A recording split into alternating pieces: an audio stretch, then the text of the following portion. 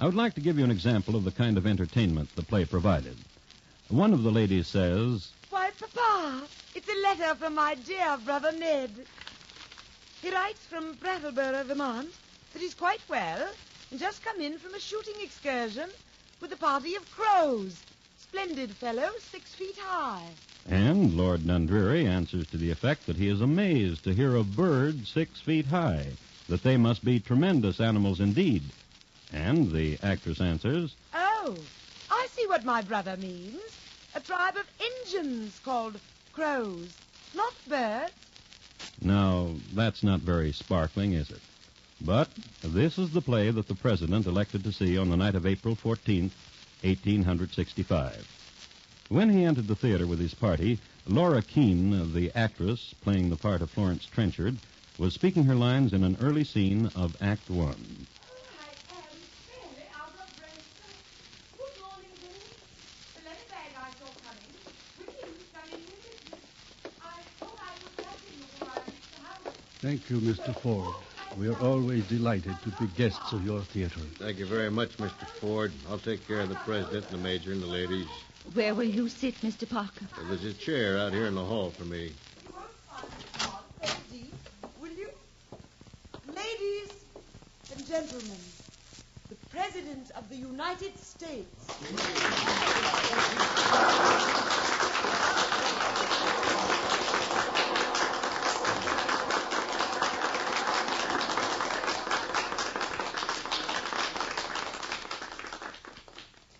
You sit there in the rocker, Mr. President. Mrs. Lincoln, the major, and you, lady. Right there. And if anybody wants anything, I'll be right outside in the hall. I thought I could catch him before I reached the house. So off I started.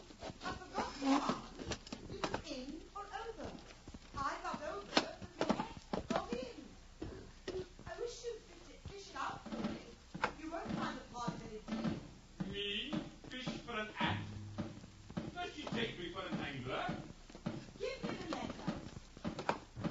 Now, John Parker was a fidgety man, and he knew it. So, to soothe the fidgets, he had a bottle tucked away. It was a dull evening, and John Parker never liked plays anyhow. Just sit, the drone of the play, walk around a little, and notice that a peephole had been bored into the door of the president's box, and not wonder why.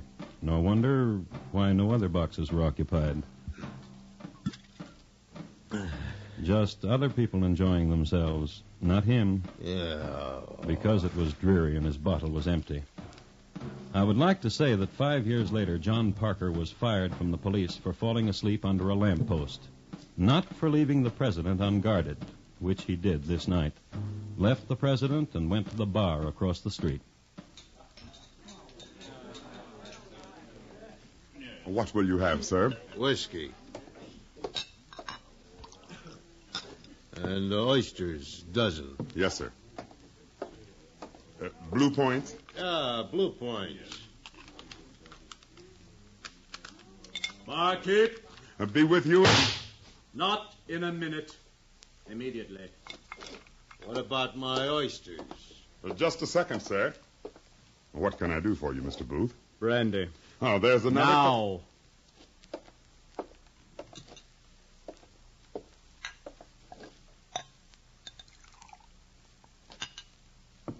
Here's your money.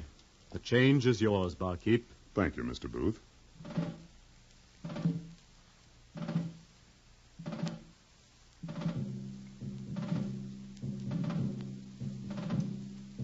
John Wilkes Booth was 27 years old. He was an actor, had achieved some success in Shakespearean roles. A handsome man, a darling of women, a man who sported black flowing ties and an Inverness cape and an ivory-headed cane. It is interesting to note that he had been a member of the Virginia Regiment which captured and executed John Brown. It is interesting to note, too, that his father, who was Junius Brutus Booth, was insane. John Wilkes Booth just passed John Parker and went out of the bar and into the street and walked south for 4 blocks to a livery stable. Here, two men waited for him, Mr. Booth, I thought you wouldn't get here. whose name was Louis Payne, I knew he'd get here. Him. whose name was George E. Atzerodt. Him. Can't stop him. Not John Wilkes. Nobody can. How does it go, gentlemen? Are we ready? Not him. Not him, Mr. Booth. What is this? He's not going. Shut up. I'll kill him if you say the word, Mr. Booth. He'll stop. Just leave him alone. He'll stop. He told me just a moment ago. He said he's not going through with it. Yes, he will. I'll kill him if you want me to. Don't lust too much for killing, Mr. Payne. Kill those who need it. Only those. Not that I'm afraid, me. No. Just excited, is that it? Not going. That's the word. You see? Silence, I'll kill him. Mr. Payne. He'll ruin all of it. Little man, you would, too. You'd ruin all of it. You know what you have to do. Have to. No. Ask him why. Ask him. Mr. Payne. But he's got no reasons. Ask him why. Why?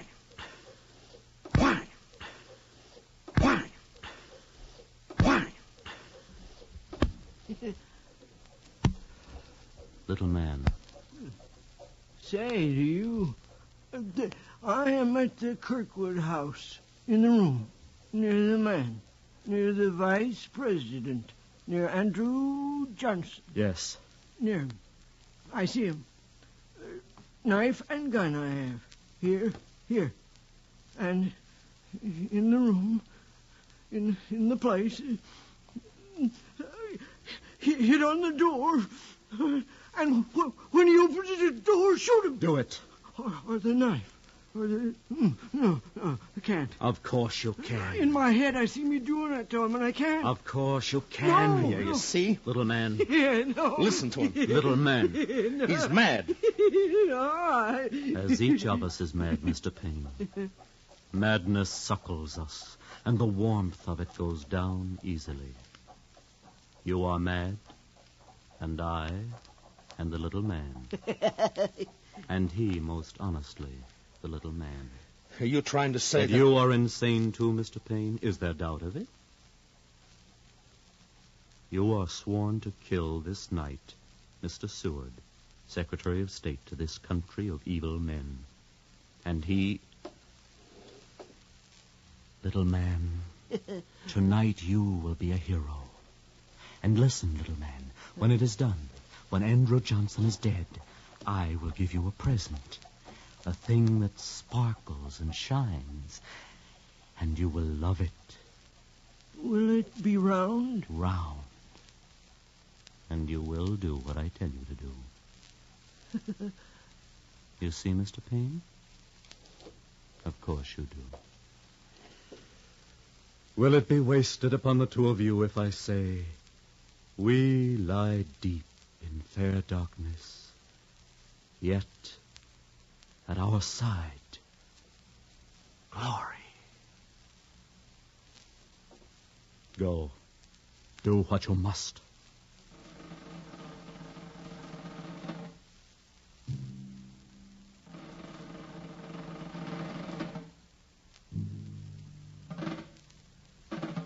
And each of them took a horse from the stable and rode away. This little man, George Atzerodt, became confused and just rode to exhaustion, and he did not kill. And Mr. Payne, he entered the home of Mr. Seward and fractured the skull of Mr. Seward's son and cut the throat of Mr. Seward, so it was feared for a time he would die. And John Wilkes Booth, he rode toward the theater, and a block from it, in a shadow pool that edged the fall of light from a street lamp, Anna Surratt waited there. John Wilkes, Yes? now the time has come. And now what you're going to do will be done. Yes. You on your horse there, and the fever in your heart to do this thing. I cannot tell you now again not to do this thing. No. A burning, Yes. a hating. Yes. How do these things find place among all the tenderness of you? I wish I knew. But I cannot. No. Oh, I love you.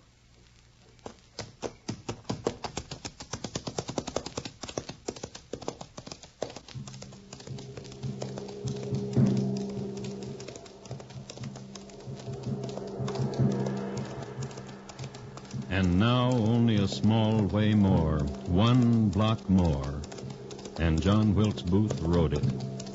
And John Parker, bodyguard to the President of the United States, he was still in the same bar where we left him, choking down another tumbler of whiskey, drinking his way into history's oblivion.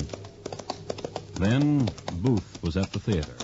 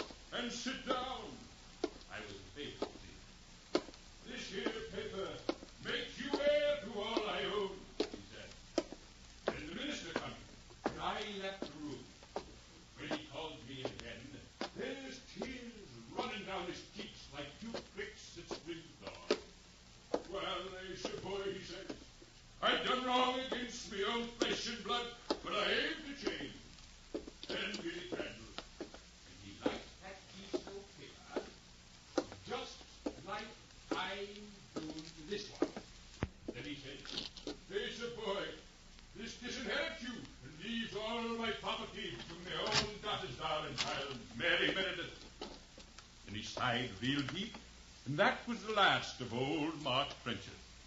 I'll leave her alone now. You just burned up 4...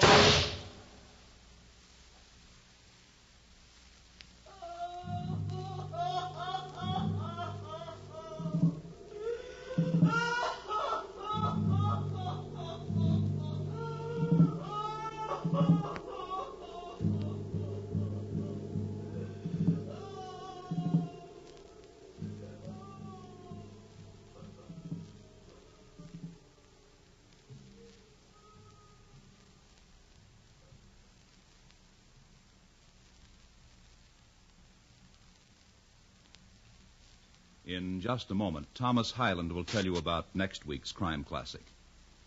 Abraham Lincoln, tonight's crime classic, was adapted from the original court reports and newspaper accounts by Morton Fine and David Friedkin. The music was composed and conducted by Bernard Herrmann, and the program is produced and directed by Elliott Lewis. Thomas Hyland is portrayed on radio by Lou Merrill. In tonight's story, Herb Butterfield was heard as Lincoln, Jack Edwards as John Wilkes Booth, and Clayton Post as John Parker. Featured in the cast were Irene Tedrow, William Conrad, Mary Jane Croft, Betty Lou Gerson, Sammy Hill, Barney Phillips, Roy Glenn, and Junius Matthews. Bob Lamont speaking. And here again is Thomas Hyland. Next week, Shrewsbury, England, in the year 1684. My report to you will be on 2 people who wanted to be happy. So they killed his wife. It is listed in my files as John and Judith, Their Crime, and Why They Didn't Get to Enjoy It. Thank you. Good night. Friday nights on CBS Radio, mystery and excitement come to you on 2 outstanding Stars Address programs. Mr. Keene, Tracer of Lost Persons, and the 21st Precinct. Join the old investigator, Mr. Keene, taking on his latest baffling murder case. And follow Captain Kennelly and his hard-working policemen in the 21st Precinct on their latest rounds operating against criminals, killers, vagrants, and swindlers, all in the line of duty. They're on most of these same CBS radio stations this Friday night.